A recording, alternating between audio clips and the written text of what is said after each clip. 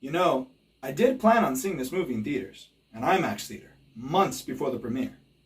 Saw the trailer, planned on getting tickets for an IMAX premiere, even planned on having a get-together with a group of friends for the premiere, even planned on seeing the premiere at the famous El Capitan Theater. You wanna guess what happened? Of course it was COVID. But it's alright because I got to see the film with some friends in the end, including one of them that was in the film itself.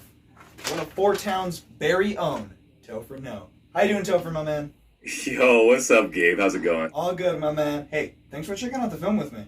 Oh, hey, man, don't worry about it. Man, I just still can't believe that I get to say that I got a friend in a Pixar movie.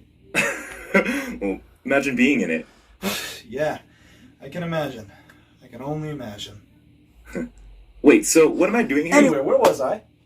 Turning Red, directed by Domi Shi, is the 25th film to be released by Pixar and the 4th film to have an online-focused release, and, similar to Soul, to completely avoid theaters altogether.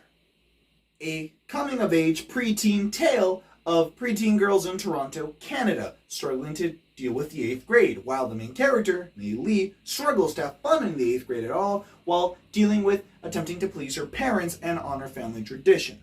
With a bit of a twist when the main character goes through an unexpected tragedy. Puberty! When she literally turns into a little giant panda, allowing the chaos in her life to reach its fullest.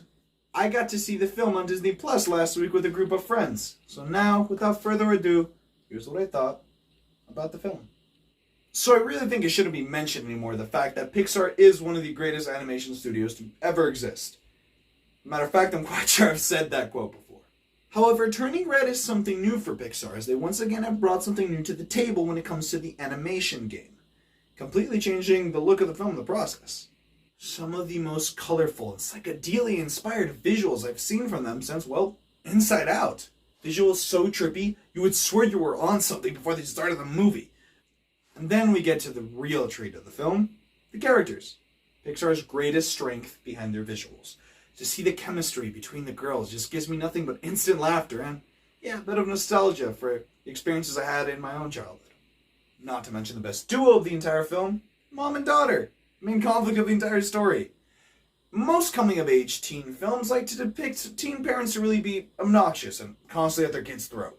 But Pixar does something special in this film, where instead, they actually humanize the mom. Mei Lee's mom is intelligent and caring, yet paranoid and embarrassing. Mei Lee seems to have a deep respect for her mom, while wishing to be more independent. The bond they have for each other is beautiful, yet frustrating to see Mei Lee's mom desperately want to have a connection with her daughter, while failing spectacularly to try to help her daughter through puberty. Something a lot of us can relate to. And to yet still see the characters care for each other, their respect for each other, and the mother's desire to still be honest with each other. It's really what made the film for me, giving us some of the best scenes of the film. Yeah, dude, I actually met the director who made those scenes. Whoa. You still here? Yeah, I've been listening to you talk for the past half hour. You serious? Yeah. Mind if I take over?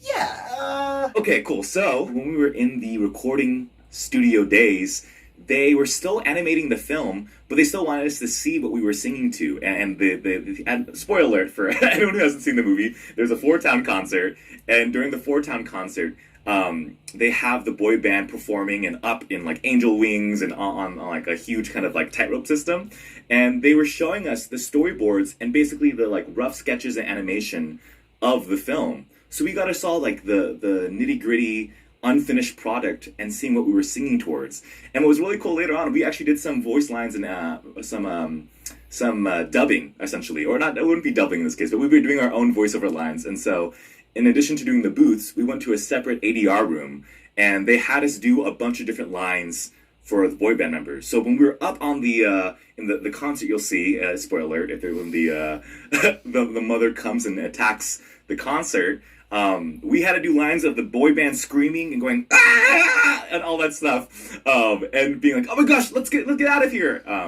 And so each of the boy band each of the boy band members had to do efforts and all that stuff. It's really cool. I actually didn't know that. But hey, I gotta know. What was it like to be a bass singer for a 2000s style boy band? Yo, it was one of the dopest things ever. I've always wanted to be in a boy band since I was a little kid, And to be in this film with Billie Eilish and Phineas, literally was like freaking out and losing my mind when I got the call. And all of them are insane singers. So I love bass singing. It's been kind of like my bread and butter. I've been doing a cappella for the past, like 7-8 years now. And so to transfer those skills into a boy band, dream come true. Okay, but what were the recording sessions like? Because, you were dealing with the pandemic and all. It was actually really cool. I know that some of the other actors, they had to record separately because this movie has been like a 4-year process in the making. So, it was being recorded before pandemic, during pandemic, so they've been recording in their closets, in their home studios. But for the boy band, it was really cool because we got to record into 2021 and we got to go into the studios, which was amazing. Obviously, we got COVID tested, we had to wear masks, but they set up individual booths for us in the studio. And so we were able to meet basically for the first time and listen to each other sing for the first time in these individual booths. And we found our group blend and our group sound at the moment that we were recording. It was really cool. All right. That is pretty cool. But I am just curious. Aside from it being a Pixar movie and all, what got you so excited to do Turning Red in the first place?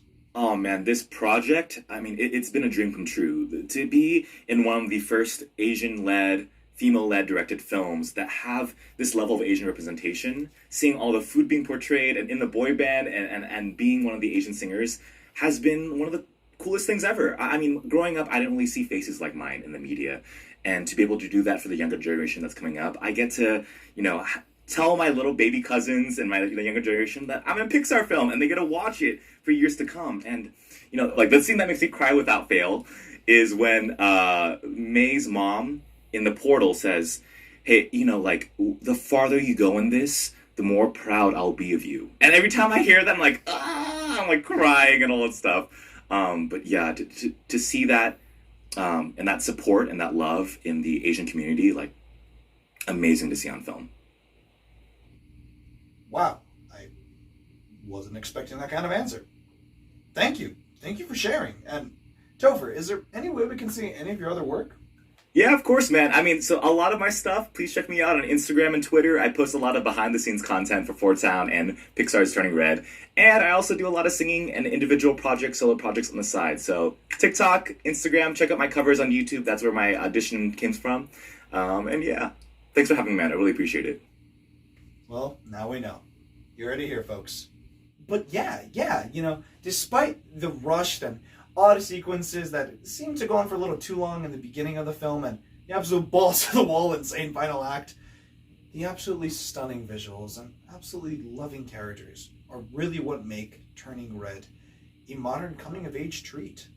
Maybe even a classic. But for now, I'm going to give Turning Red an 8.5 out of 10.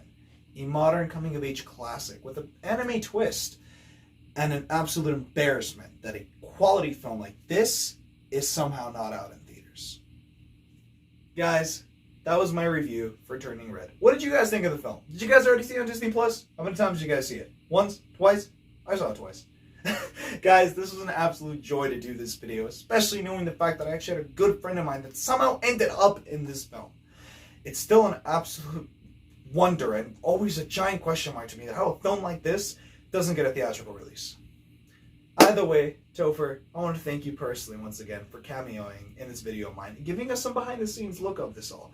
It's an absolute wonder and treat to know someone like you with your kind of talent, let alone care to cameo in a video of mine. If you guys want to see some of Topher's work, as he mentioned earlier, please check out all of his social media or simply check the links in the description down below. Either way, thank you all so much for watching. New videos coming soon, new reviews coming soon, and expect some short films coming very soon. By the way, thank you all for watching, and as always, have a lovely day. See you guys.